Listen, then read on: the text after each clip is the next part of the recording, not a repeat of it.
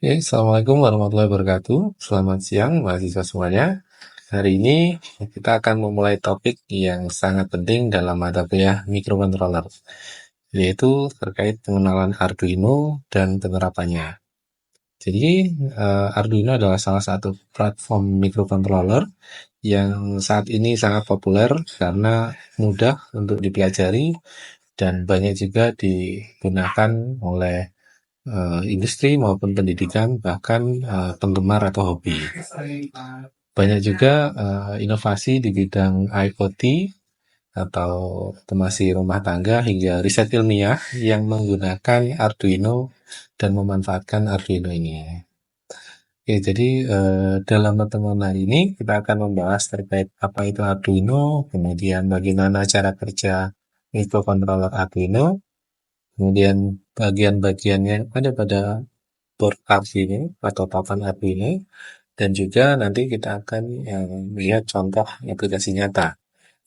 Nah, saya berharap kalian semua aktif dalam berdiskusi, sehingga tujuan kita nanti tidak hanya kalian dapat memahami teori, tapi juga menyiapkan kemampuan kalian untuk mendesain sistem kendali yang berguna nantinya bagi masyarakat. Nanti di materi kita juga akan melihat langsung board Arduino, kemudian kita juga akan mendemonstrasikan program sederhana untuk menyalakan LED. Jadi pastikan kalian mencatat bagian-bagian penting serta memperhatikan segala demonstrasi dan siap mencoba nanti pada saat praktikum.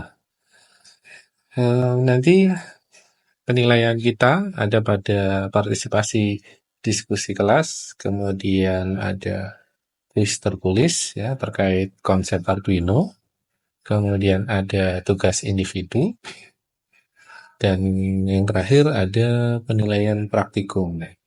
Seperti itu. Oke, baik, bisa kita mulai untuk pelajaran hari ini. Oke, Assalamualaikum warahmatullahi wabarakatuh. Oke, pada pertemuan hari ini kita akan pelajari terkait microcontroller jenis Arduino. Jadi nanti di awal beberapa hal yang harus kita ketahui atau kita pelajari sebelum kita menggunakan Arduino, antara lain terkait konfigurasi, kemudian cara instalasi driver, kemudian di akses awal bagaimana mulai menggunakan IDE-nya, ya, kemudian struktur dasar programnya, kemudian tipe data, ada operator aritmatika, operator logika, akses pin I/O atau input output ya terkait setting pin, kemudian penggunaan digital I/O atau analog I/O, ya, dan yang terakhir terkait control structure. Nah, ini adalah tampilan Arduino Uno ya. Jadi ada banyak sebetulnya jenis dari Arduino, tapi di sini saya menggunakan Arduino Uno untuk bagian sebelah kiri yang kita tahu di sini. Ini ada A0, A1 sampai dengan A5. Di sini adalah pin untuk analog input atau pembacaan input analog. Kemudian di sebelah kanan, karena ada input pasti harus ada output, khususnya itu ya, karena ini microcontroller. Jadi di sebelah kanan pin analog output itu diwakilkan dengan pin yang ada tanda tilde atau seperti tak hingga ya. Jadi ada gambar tilde. Nah, di sini kalau di Arduino Uno kebetulan hanya ada di pin 3, 5, 6, 9, 10 dan 11. Jadi hanya ada 6 pin analog output. Kemudian di sebelah kanan ini juga, ini adalah pin untuk digital input output. Ya. Jadi kalau tadi kita membahas masih analog, yang kedua ini kita bahas terkait digitalnya. Ya, di sini, sedang kalau di Arduino Uno di sini sudah tadi yang analog hanya ada di sini ya sebagai A0 sampai A5, jadi hanya ada 6. Kemudian di dalam Arduino ini ada konfigurasi LED internal ya. Jadi ini biasanya digunakan untuk pertama kali kita mencoba. Jadi supaya tidak perlu ada rangkaian di luar Arduino, jadi disiapkan oleh pembuatnya satu buah output ya, LED yang dia terhubung dengan pin 13.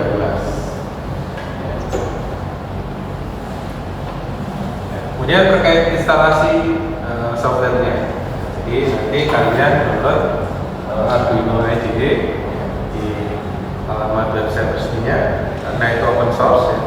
Jadi silakan aja langsung di download. Kemudian nanti setelah sudah diinstal sesuai dengan langkahnya, nah kita pertama kali setelah software selesai terinstall, kemudian kita tancapkan Arduino-nya ya. Nah yang harus kita pastikan adalah dia terdeteksi di device manager. Jadi kita cek dulu COM LPT-nya di port ya. Ini melalui device manager ya. Kalau belum tahu caranya, ketik di start-nya, kemudian control panel, device manager, kemudian nanti lihat port COM LPT. Nah, di sini tolong dipastikan tidak ada tanda seru ya, atau driver belum terinstall. Biasanya kalau Windows-nya masih baru, misalnya Windows 11 atau 10, terkadang dia sudah ada driver yang ter-include di dalamnya. Tapi kalau misalkan ternyata ketika kita tancapkan Arduino-nya di sini muncul tanda seru, berarti driver untuk Arduino belum terinstall dan kalian harus download drivernya dulu. Jadi drivernya nanti disesuaikan. Kalau misalkan kalian di Arduino-nya tipe ibaratnya KW ya, itu Cina, nanti drivernya nanti biasanya CH340. Tapi kalau misalkan yang bagus, dia pakai drivernya FTD. Tampilan awal ini terkait struktur dasar programnya. Jadi di dalam Arduino kita nanti akan pertama kali diperlihatkan ada dua void di sini. Yang pertama ada void setup, yang kedua ada void loop. Dari namanya saja kita sudah tahu bahwa void ini, yang pertama void setup ini digunakan untuk berarti persiapan ya. Dari namanya setup ya. Jadi kita persiapkan, maksudnya adalah persiapan, misalnya kita menggunakan pin apa saja, pin berapa saja, kemudian modenya untuk apa gitu ya. Itu nanti programnya ditaruh di dalam void setup ini. Kemudian untuk void loop ini digunakan untuk program utama. Jadi program looping dari 0 sampai misalkan baris ke 100 misalnya ya. Kemudian nanti setelah baris 100 dia kembali lagi void looping ini. Jadi untuk void looping ini adalah void di mana program utama kita bekerja.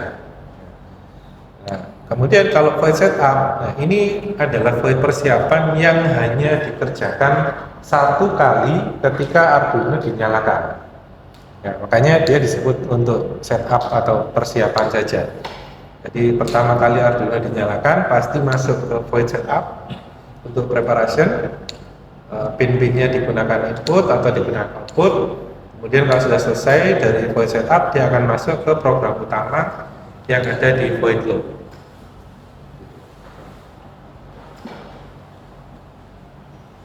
Nah, ini contoh ya. Jadi di Arduino itu ya. Nah, jadi ini adalah contoh ya. Jadi contoh sebuah program example. Jadi bagusnya dari Arduino, ibaratnya kita yang belum pernah memprogram sama sekali ya. Program hardware ya. Di Arduino itu kita sudah disediakan beberapa example atau contoh program. Nah, salah satunya ini Blink, ini adalah program example dari Arduino yang disediakan, yang khusus ya digunakan untuk menyalakan LED tadi, menyalakan LED tadi. Nah, di sini contohnya, ini sebelum kita bahas lebih lanjut, ini kita hanya contoh dulu ya. Di sini ini ada inisialisasi variabel, kemudian nah ini void setup digunakan untuk setting mode pin, kemudian yang di dalam void loop ini adalah program utama. Jadi semua inisialisasi wajib ada di void setup. kemudian void loop. Ya. Nah, kalau ini sudah diklik, nanti akan terbuka program yang tadi, sampel kliknya. Kemudian, nah ini yang harus kita pastikan setelah kita tahu di device manager tadi Arduino-nya di COM berapa. Nah kita masuk ke bagian tools ya. Bagian tools ini kita setting untuk port yang digunakan oleh Arduino. Jadi supaya dari software mengenali hardware-nya. Nah ini ada di bagian tools, port, kemudian centang port COM yang sesuai dengan Arduino ditambahkan. Kalau misalkan di device manager COM 15, berarti di sini ya harus dipilih yang COM 15. Ya. Oke, kita masuk ke tipe data. Tipe data, ini contoh cara menuliskannya ya. Jadi seperti yang tadi di awal, ini ada INT LED sama dengan 13. Ya, INT ini adalah tipe data ya. Tipe data atau integer ya. Kemudian cara penulisannya juga ini ada yang di luar void. Nah, kalau di luar void, kalau di program itu biasa disebut public ya atau global variable. Jadi dia bisa digunakan oleh void apa saja, manapun bisa menggunakan variabel ini. Tapi kalau seperti ini ya, tipe data dia di dalam sebuah fungsi atau di dalam sebuah void loop, di dalam sebuah void, maka dia hanya bisa digunakan di dalam fungsi tersebut atau juga bisa kita tulis di dalam perhitungan rumusnya, tapi dengan menggunakan tanda kurung. Itu. Nah, dalam bahasa C, ya, tipe datanya intinya ada dua ya, bilangan bulat dan pecahan kalau untuk angka ya. Kalau bilangan bulat, kita bisa menggunakan integer, unsigned integer, word, unsigned long, byte. Ya. Sedangkan untuk pecahan, entah itu negatif atau tidak, ya, itu kita bisa menggunakan float atau double. Nah, ini tipe data yang paling sering digunakan. Ya. Ada integer, yang harus kita tahu itu adalah isi atau luasan dari tipe data tersebut. Misalkan di sini integer itu hanya digunakan ya, untuk menampung bilangan bulat dari negatif 32.760. Oke. Terakhir, ini ya. Jadi nanti kalian coba secara simulasi menggunakan software atau aplikasi, ya boleh apa saja, atau mungkin misalkan menggunakan web aplikasi semisal seperti Tinkercad, ya, kalian bisa desain langsung Arduino ini, jadi tanpa kalian harus memiliki hardware-nya, dan kalian bisa coba secara manual seperti ini. Jadi ini untuk kita mencoba terkait digital input dan output. Jadi inputnya sebagai push button, menggunakan push button, kemudian outputnya adalah LED. Jadi ketika nanti push button ini ditekan, LED-nya menyala. Ketika push button-nya dilepas, LED-nya mati. Itu nanti kalian coba, silahkan dicoba untuk memprogram sendiri. Ini ada contoh programnya. Jadi bisa kalian gunakan sebagai awal untuk memprogram. Nanti silakan di-explore lagi lebih, misalkan mau sendiri ketika ditekan dia berkedip gitu ya, nanti silakan bisa seperti yang kalian inginkan. Oke, sampai sini ada pertanyaan mungkin? Permisi Pak, mau tanya, secara teknis kapan kita menggunakan digital write dan juga kapan kita menggunakan analog write? Oke, pertanyaan bagus. Jadi kapan kita menggunakan digital write dan analog write? Itu ketika kita tahu apa yang menjadi aktuator. Jadi aktuatornya itu semisal kalau misalnya kita butuh contohnya ya pengaturan kecepatan. Kalau pengaturan kecepatan kan tidak mungkin hanya on dan off. Ya kan ada misalkan dari 0 ke 10, 100, 200 ya. Nah, maka itu kita menggunakan analog. Nah, kapan menggunakan digital? Berarti ketika aktuatornya dia hanya butuh on dan off. Kalau kita butuh on dan off, kita hanya menggunakan digital write. Tapi apakah tidak mungkin misalkan on off kemudian kita menggunakan analog write, itu bisa caranya. Yang tidak mungkin ketika analog kita gunakan digital write, itu tidak mungkin. Tapi kalau digital kita gunakan analog itu masih bisa, karena di nilai analog kan ada nilai bawah dan nilai atas. Nah, ketika kita gunakan nilai bawah itu bisa kita gunakan sebagai off-nya, nilai atas kita bisa gunakan sebagai on-nya. Ini ada lagi? Ya. Pokoknya bisa nggak sih kalau kita itu membuat komunikasi menggunakan dua dulu? Oke, jadi pertanyaannya untuk berkomunikasi di papan Arduino ya. Nanti kita akan membahas ke sana dan jawabannya pasti bisa. Ya, jadi ada beberapa mode yang memang digunakan untuk berkomunikasi.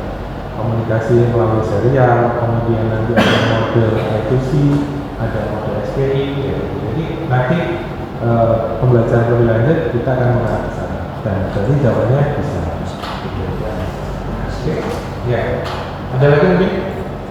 Ini juga sebenarnya misal kalau saya membuat proyek Arduino, yaitu proyek sensor berbasis Arduino, apa sih tantangan paling umum lah untuk saya jaga-jaga jika mau membuat proyek sensor berbasis Arduino tersebut? Tantangan umumnya. Oke, kalau kita mau membuat sebuah project ya, yang perlu diperhatikan adalah terkait gangguan dari lingkungan sekitar. Ya, jadi gangguan dari lingkungan sekitar itu bisa seperti kalau misalkan kita di industri ya, misalkan di industri itu banyak menggunakan motor-motor listrik. Jadi motor listrik itu kan di sekitarnya itu akan mengeluarkan medan magnet. Nah, efek-efek seperti itu yang harus kita perhatikan. Itu salah satunya. Jadi dia bisa mengganggu kondisi dari hardware Arduino, gitu. Dan juga terkait grounding biasanya. Kalau grounding itu tidak bagus, maka input output itu dia bisa berubah. Walaupun tidak selalu seperti itu ya, tapi kalau ada masalah di grounding itu akan menyebabkan kemungkinannya terjadi. Oke, baik. Kalau memang sudah tidak ada pertanyaan lagi, mungkin itu dulu pertemuan hari ini. Nanti kita selesaikan ya tadi yang tugas sebelumnya, silakan dikerjakan sesuai dengan kemampuannya. Nanti kita bahas di pertemuan selanjutnya. Oke, jadi mungkin itu dulu dari saya.